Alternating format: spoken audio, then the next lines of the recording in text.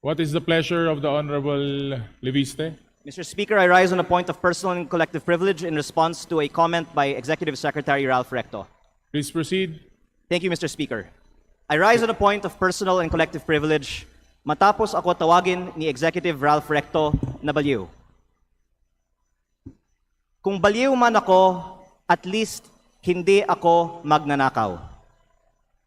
Tila affected si Recto sa mga post ko tungkol sa kanya at si Congressman Edwin Garjola. At mabuti kung magpaliwanag na lang siya tungkol dito. May kinakalat din siya sa social media na ako daw ay may utang sa DOE na 24 billion pesos.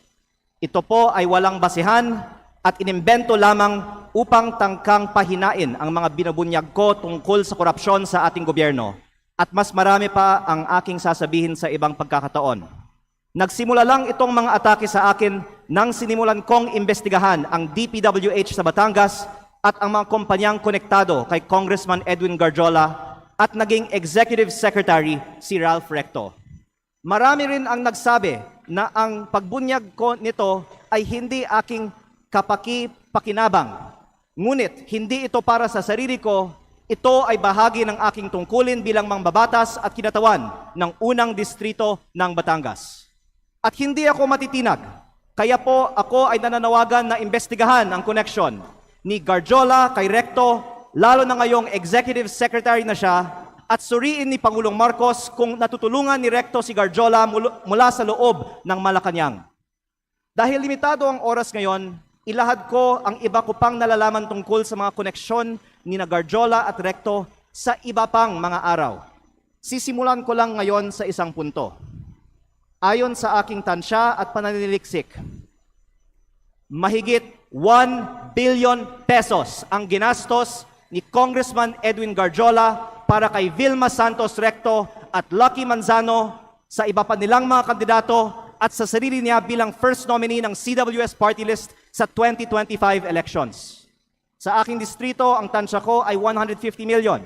At ayon sa ibang mga politiko, gumastos sila ng 200 o 300 million sa kanilang distrito. Kaya sa 6 na distrito ng Batangas, sinasabi ng iba na aabot ng 2 bilyon ang ginastos ni Recto at Garjola. Lalo't mas malaki pa ang ginastos sa Lipa. Pero hindi po ko bubuksan ang mga kinatawan ng Lipa sa aking pahayag na ito. Pero sabihin na lang natin na 1 billion pesos ang ginastos ni Recto at Garjola sa 2025 elections. Noong April 16, 2025 naman, inimbita ako ni Congressman Garjola na mag-dinner sa kanyang bahay sa Punta Fuego na Sugbo sa aking distrito kasama si Secretary Recto na makikita sa mga picture na ibinahagi ko sa Facebook para hingin aking tulong para kay Vilma at Lucky. Pagkatapos, umikot ako kasama si Cong Garjola at mga tauhan ng mga Recto sa iba't ibang bayan ng aking distrito upang i-endorse ko ang V-Lucky sa mga leaders ko. Pagkatapos ng mga meeting, nakatanggap ako ng reports na may ibinigay umano na cash para ikampanya si Vilma at Lucky na galing raw kay Congressman Garjola. Tila si Congressman Garjola ang gumagastos para sa kampanya ni V-Lucky. Batay sa aking mga nakita sa aking distrito at sa mga pagpupulong at materyales kung saan ang nakalagay ay Vilma Santos Recto, Lucky Manzano at CWS party list. Ang ibang mga politiko sa Batangas ay pwede ding tumestigo na si Garjola ang gumagastos para sa mga Recto. Kahit pagkatapos ng eleksyon, ibinahagi ko din sa Facebook ang picture ng meeting ni Gov. Vilma at Secretary Ralph sa mga mayors ng Batangas sa Tagaytay Highlands noong August 15 na ayon sa mga dumalo ay hosted by Congressman Garjola. Kung mali ang aking impormasyon, narito naman ang ibang mga kinatawan ng Batangas at pwede nilang sagutin ngayong araw na ito ang aking mga pahayag. O pwedeng magpatawag ang Kongreso ng pagdinig. At kung totoo na 1 billion pesos o mahigit pa ang ginastos ni Congressman Garjola para sa mga Recto sa nakaraang kampanya, ang susunod na tanong ay, bakit si Garjola gumastos ng mahigit 1 billion piso para sa mga Recto? Ito ba ay pagkakaibigan lang o may ginagawa ba si Ralph Recto as Cabinet Secretary of the Republic of the Philippines para makapaggastos ng ganito si Garjola? Sa aming dinner noong April 16, inalok ako ni Congressman Garjola na mag-partner sa kanya at kay Secretary Recto sa pagnenegosyo sa DPWH sa aking distrito. Sa sistema raw na ginagawa nila noon pa sa Lipa at sa ibang mga bayan. Tukuyin ang mga lugar para sa mga road opening ng DPWH. Sabihan ko daw sila pag meron akong mga nakita para makasama sila sa bilihan ng lupa. Kayang tumulong daw sa pagpondo ng mga proyekto ng DPWH si Secretary Recto dahil siya ay nasa kabinete at si Kong Garjola din ay malakas daw sa DPWH at maaaring siya na ang bahala sa kontraktor.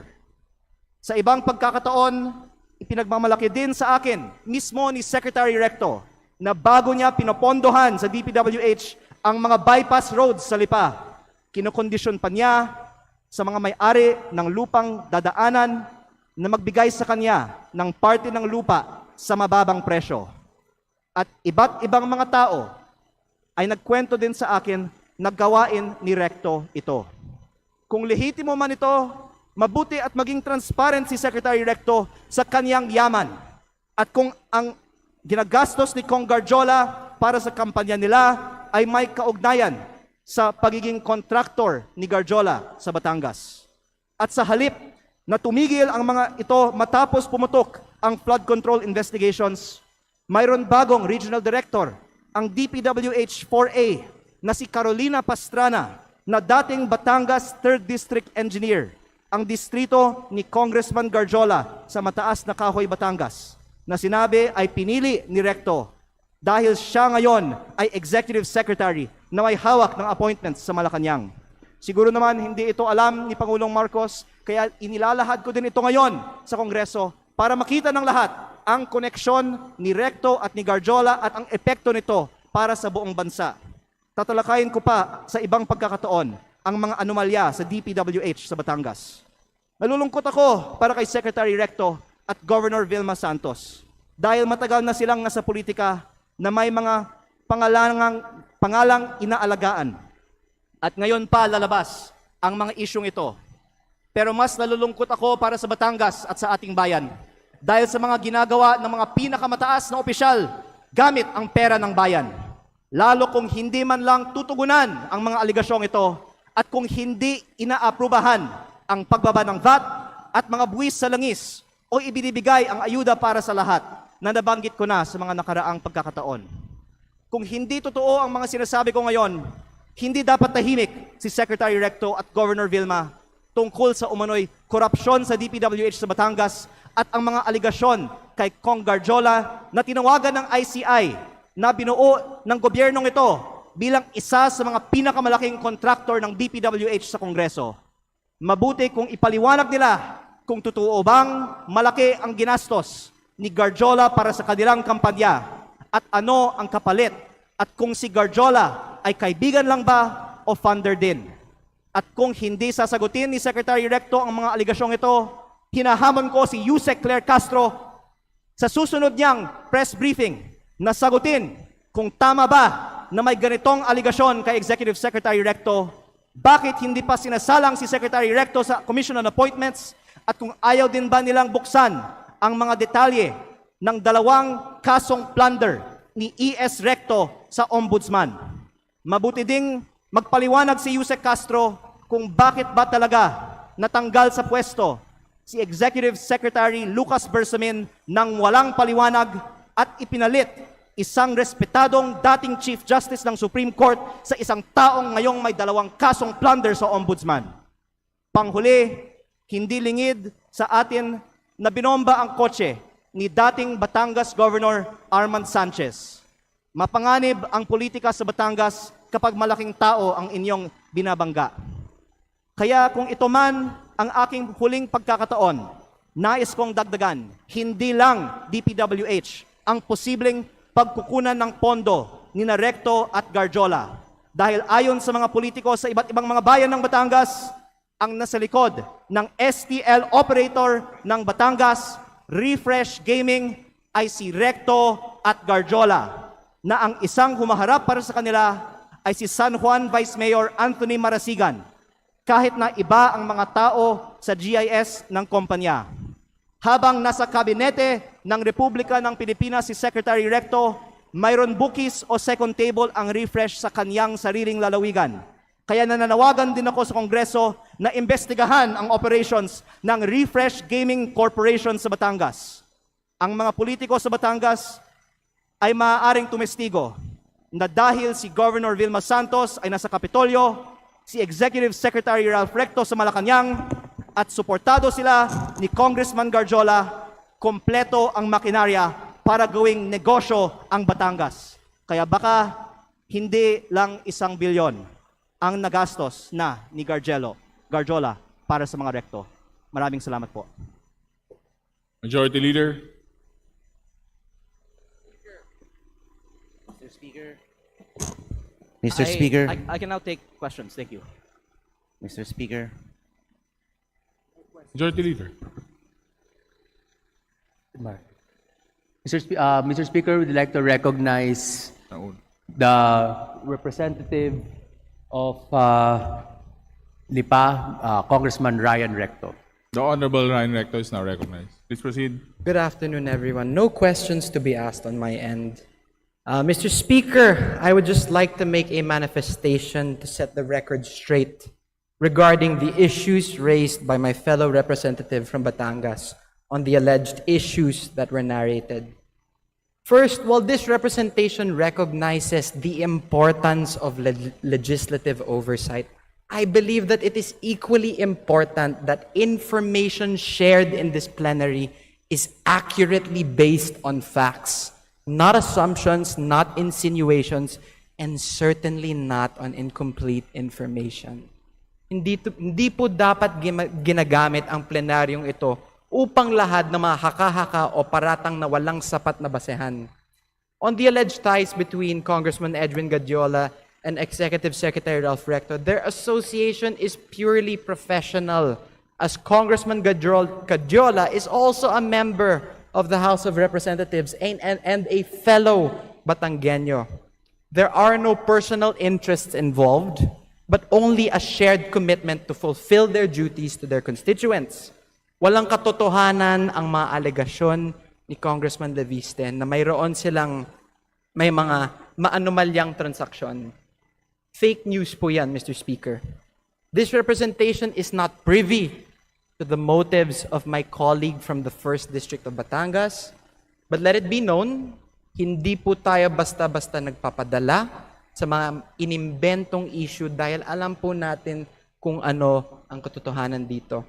In fact, I will not stand idly by and let these so-called facts be presented as truth.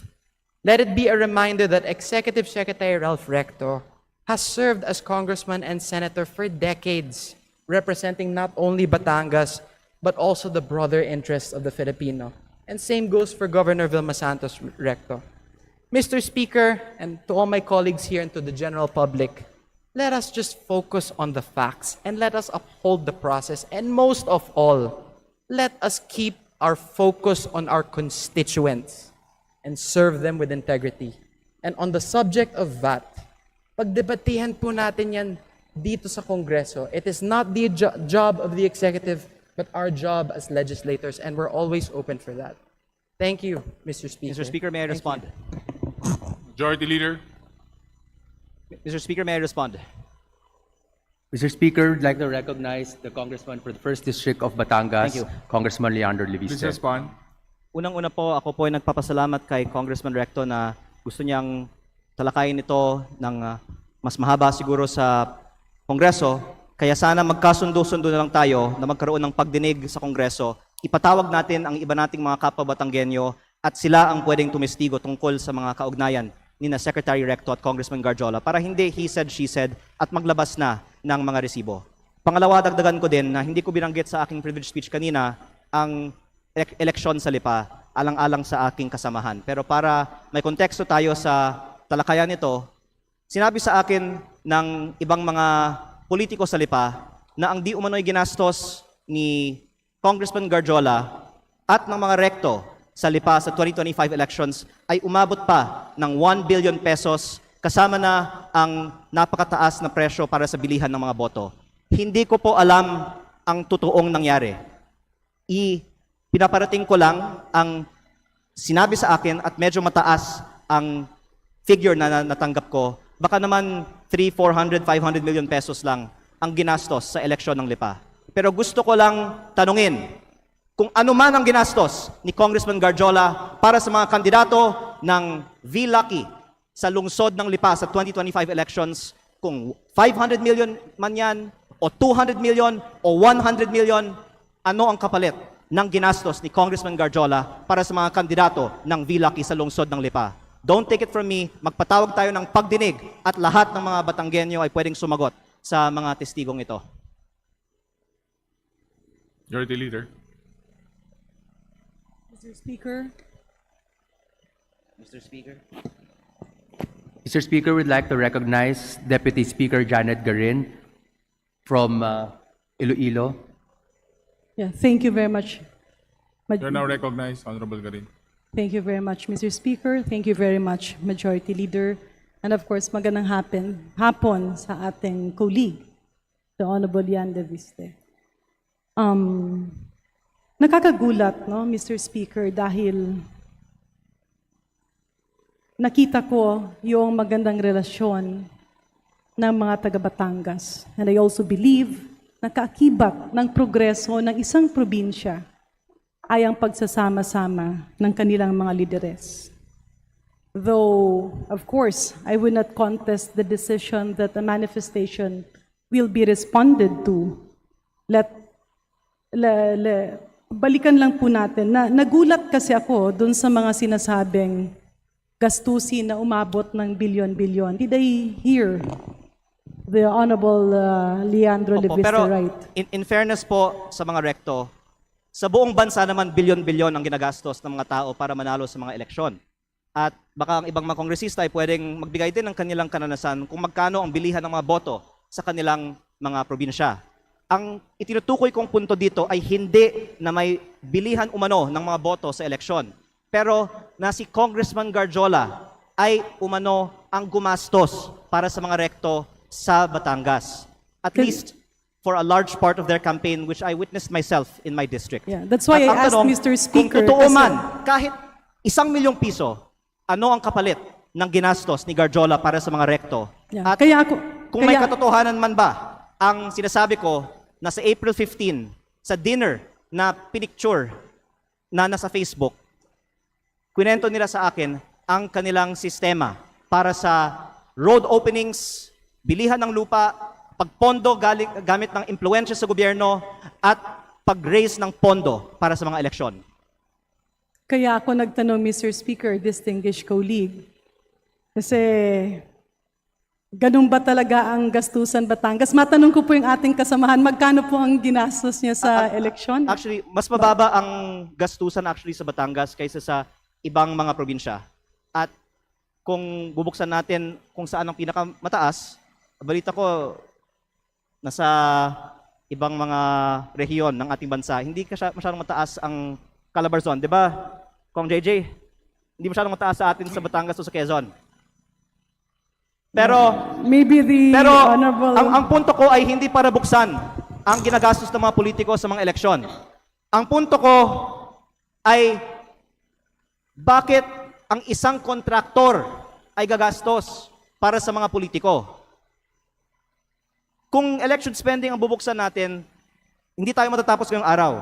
Ang punto ko, bakit ang kontraktor, ang lantaran, nag-host ng mga political events para sa mga politiko sa Batangas? Mr. Speaker, would the Honorable J.J. Suarez respond? But I would continue my line of questioning after his response. Sorry. Before we continue, let's put a little order here. Huwag nating gawing free for all to, please. Ang punto ko, Honorable kung members anong of this ginagastos sa House. Quezon o sa Excuse me, Batangas, I'm addressing mas the mababa floor, naman. sir. Kasi Order. ibang probinsya. I'm addressing the floor. Let's put a little order and let's put a little respect with our colleagues. Honorable JJ, please respond. You were called out. Yeah, thank you very much, no, Mr. Speaker. I found it a little bit offensive that all of a sudden a dear colleague of mine would call out my name during his collective and personal privilege. But nevertheless, no, insofar as my name was called and he asked me, let me just respond with a few queries of clarificatory in nature. Am I allowed, Mr. Speaker? Please proceed. Kanina po na pinakikinggan ko ang pananalita ng ating kinatawan mula sa Batangas. Binanggit niya na may mga halagang ginamit sa kampanya. Totoo po ba ito? Opo, na ang mga leader Meron sa po ba activist dito- tayong Yes. ebidensya na magpapatunay? Meron po bang dokumento? Meron po ba tayong hawak na anumang sinumpang salaysay na magsasabi na ganito nga po talaga ang nangyari? Unang-una po, Or tayo po ba ay bumabase lamang sa mga haka-haka at kwento at text at mga Facebook okay, messages? ilang sagot po. Unang-una, sa campaign sorties, nakikita natin na may gastos. At ang punto ko ay tila si Kong Garjola ay may ginastos para sa campaign sorties ng Vilma at Lucky sa Batangas. Pangalawa, ang leaders ko sa Batangas, ayon sa aking isinalaysay, ay nakatanggap ng pera galing kay Congressman Garjola at ito po ay para ikampanya ang Vilma at Lucky pero galing kay Congressman Garjola. At pangatlo, magpatawag na lang tayo ng pagdinig sa Kongreso para ang mga ibang mga politiko sa Batangas at hindi ako ang pwedeng tumistigo tungkol dito. Mr. Speaker, tayo po ay nahalal bago 2025. Taon po ngayon ay 2026.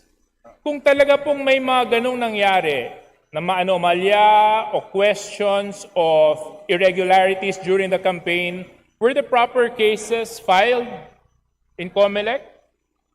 Were ethics complaint filed in Congress? Why are we now standing here insinuating all sorts of illegal acts that happened in 2025 when so much time has passed? Unang-una Now I po, question, Mr. Speaker, the timing of all of this. Now, I even find it a little bit offensive na pati ako babanggitin. But I'll tell you one thing, Congressman Leviste. Maayos kami sa Quezon. Wala kaming problema doon. ang In sinasabi fact, ko kami mas nagkakasundo mababa at ang gastusin sa nagkakaisa. Quezon. Walang Well, kalaban ka naman sa nakarang eleksyon eh, di ba? Congressman Leviste, Mr. Speaker, I'm sorry. I'm supposed to be respecting Please our rules. address the Mr. Speaker, unfortunately, I do not abide by comments of the good congressman from Batangas. I think it's totally uncalled for and baseless. And in fact, it's downright hearsay for him to make such allegations. And if indeed he has factual basis in anything and everything that he is saying, there were proper forums to do the same, to act on those allegations, to make the necessary complaints. Why now? Why here? Mr. Speaker. First of all, I would like to manifest that I appreciate the help that Deputy Speaker Suarez has extended to me in my first term as a advisor and mentor. And I do not mean any disrespect earlier by mentioning that. My point was that mas mababa ang gastusin sa Quezon at Batangas at sa Calabarzon kumpara sa ibang mga rehiyon. Pero ang punto ko ay hindi ang ginagastos sa election kung hindi ang pinanggagalingan ng gastos na ito. Lalo na kapag lantaran ang kontraktor ay nasa campaign sortie at ako nga ay may personal na karanasan na si Garjola ay gumagastos para sa kampanya ni Vilma at Lucky. Mr. Speaker. But in terms of your question, why now? I would like to say that my focus has been on transparency and accountability on corruption in the DPWH and the flood control investigations. Kasi hindi sapat na i-disqualify natin ang mga ang mga kandidato na may vote buying sa mga eleksyon. Dapat kasuhan para sa pagnanakaw ang mga politiko kapag sila ay nahalal na. Kaya yun ang inuna ko, yung pananagutan sa korupsyon sa DPWH. Pero kung pwede ko pong banggitin din, ako po ay hindi sinungaling. Ayokong bulahin ng taong bayan. Lahat tayo dito sa plenaryo ngayon ay may kaalaman na talamak ang vote buying at umaabot sa daan-daang milyon on average at minsan bilyon-bilyon ang mga kampanya ng mga kandidato sa Pilipinas. Kaya kung sino man dito ang magtatayo at nagsasabi na kasinungalingan ang sinasabi ko na umaabot sa daan-daang milyon, at the very least, ang ginagastos ng ibang mga kandidato na nandito sa plenaryo ng Kongreso ngayon, hindi ako mahihiya na magsabi na sila ang sinungaling at ako ay nagsasabi ng totoo. Pero hindi ko balak buksan ng itong issue ngayon. Ang binubuksang issue ko ngayon ay bakit ang kontraktor ang lantarang gumagastos para sa kandidato, meron bang kapalit ang ginastos ng kontraktor na ito? Mr. Speaker. Deputy just- Speaker yeah. Suarez, please One- respond and we will wrap Yeah. up because One the 10 question minutes lang. has already expired. Please take note, Majority Leader. My colleague from my neighboring province of Batangas was right when he said that mag-iba siguro yung probinsya namin. Gusto ko lang malaman dahil sinabi niya mas mataas ang gastusan. Magkano po bang ginastos mo sa eleksyon mo?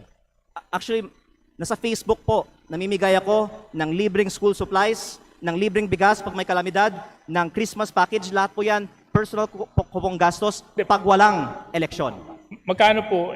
Nasa Facebook po, lahat ng ginastos ko, at inanunsyo ko naman na ako po ay nag-donate sa aking foundation ng 6 billion pesos para sa mga estudyante at mga typhoon victims.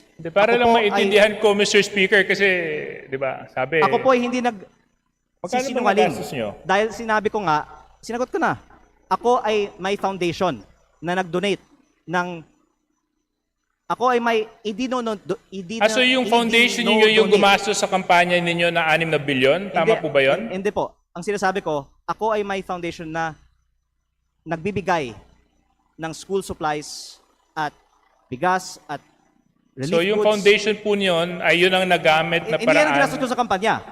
Kasi patuloy akong namimigay pa ng tulong after the sa aking campaign. distrito. Opo. Pero kaya ako po binubuksan ito ngayon kasi wala akong itinatago. Naka-post sa Facebook yung mga ipinamimigay ko kasi yan ay hindi kapalit ng boto. At ayaw ko na magkukunwari tayo dito bago ko pa papangalanan ng ibang mga nakatayo sa Kongreso ngayon na balita ko ay may mataas na presyo ng bilihan sa kanilang mga eleksyon na itanggi natin dito na talamak ang vote buying at mataas na spending sa mga kampanya sa Pilipinas. Ang pinupunto ko lang po ngayon ay sa mga nakalap kong impormasyon, si Garjola ang gumastos para sa mga rekto sa Batangas. Please wrap up, honorable members. Yeah, I'm Final just... response. Yeah, Mr. Speaker, thank you very much for the time. Medyo nalito lang ako. Parang ang dami na natin pinuntahan na topic, from vote buying to business associates, May- to may also oras to naman tayo. partnerships, and to... Mr. Speaker, can we have like 2 hours for this interpellation? My point is, Mr. Speaker, is there was a proper venue, there was a proper opportunity to take the legal recourse to address whatever concerns and allegations the good congressman. We had all of this. And I hope that we avoid grandstanding and taking opportunity of the podium and the bright lights of Congress to set aside our political interests and use the proper forum so that in such a way we can live by the rule of law and abide by the rules of Congress. Thank you very much, Mr. Speaker. Majority Leader. Mr. Speaker, would may like to I recognize continue my Congressman time? Terry Don of Bicol Yeah. Sarok. Yeah. Mr. Before Speaker, we point of order, I finish believe this, I'm still since the time is interpolating. expired, the Honorable Ridon is given a few minutes. Please proceed. Mr. Speaker, point of order. I just have a point of order, Mr. Speaker. What is the point there of were order? Specific allegations. Honorable Ridon.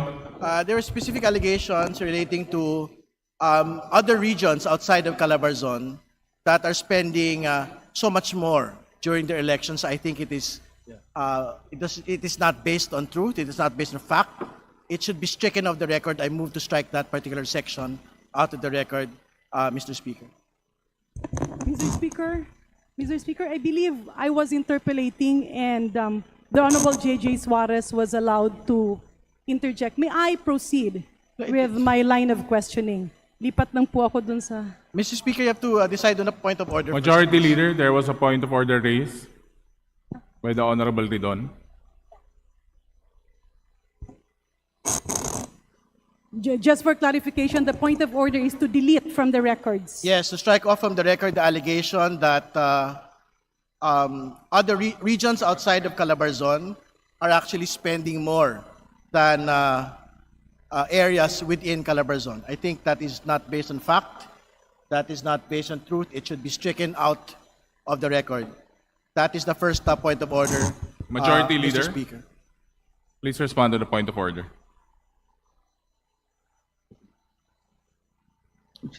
Move to strike out, Mr. Chair. Mr. Speaker. Mr. Speaker, I move to strike out the comments made earlier. Is there any by objection to the Honorable Leviste. motion? Chair hears none, said motion is carried. Second point of order, Mr. Speaker. The speech by the good congressman from Batangas doesn't appear to be a speech relating to personal and collective privilege. It has branched out to matters that are outside of it. So I think even this particular speech in its entirety should be stricken off the record, Mr. Speaker. Majority Leader, there's another point of order. Mr. Speaker, I move to strike out the... Mr. Speaker, I object. There was a motion, duly objected. Duly objected. We now put the motion into a vote to strike out entirely the privileged speech of the Personal and collective. personal and collective privilege of the Honorable Leviste. All those in favor, please say aye. All those against, please say nay. Nay. The ayes have it. Said the motion is now approved. Sorry, I object. I Mr. think there were Speaker. a lot of nays as well. Can we have a roll call vote? Mr. Speaker, I move to suspend session. Session suspended. Wala, nag-rule na.